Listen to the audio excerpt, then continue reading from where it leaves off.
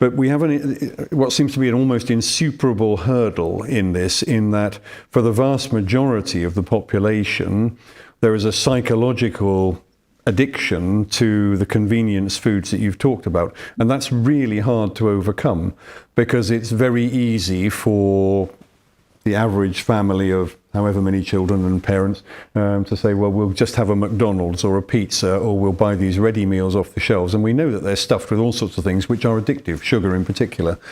You got any views about how we manage to break that addictive cycle? Yeah.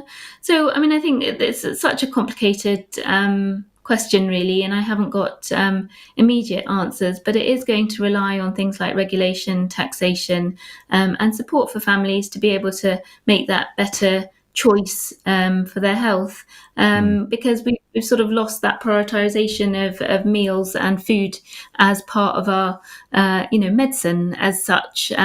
So I mean, and I think it all needs to be role modelled in public sector catering as well. We only had a report recently from the Food Foundation that showed that around a third of meat served in schools is classified as processed meat. I mean, I think whether you eat meat or not, I think most of us would agree that processed meat is not healthy, and yet we're still serving it in our schools, and that's where people get their lifelong eating habits from when they start in childhood. So I think we need a complete turnaround of the food system that is driven from a top-down approach, and where there has been regulation on sugar and reformulating products and things, that really has shown to have benefits and reduced intake.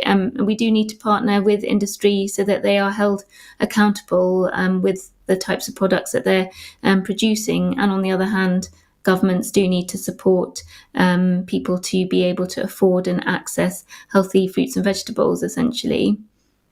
Is this not a bit of a quixotic enterprise here? Because we know that those businesses, agriculture or firms processing food, they're hugely influential with our governments. And our governments won't do anything that's going to take longer than 5 years to show a benefit to people, because they've got to be elected again. And yes, it's all very well to say we must influence industry and so on, but it's going to be difficult to implement, isn't it? I'm not sure what we as osteopaths, chiropractors, physios, talking to our patients, are ever going to achieve in that. Maybe a little bit of education of our patients. Yeah, well, I think that's right. I think as health professionals, we have to be able to impart the knowledge as it's out there. We're not responsible for everyone's behaviours, but at least our message should be consistent.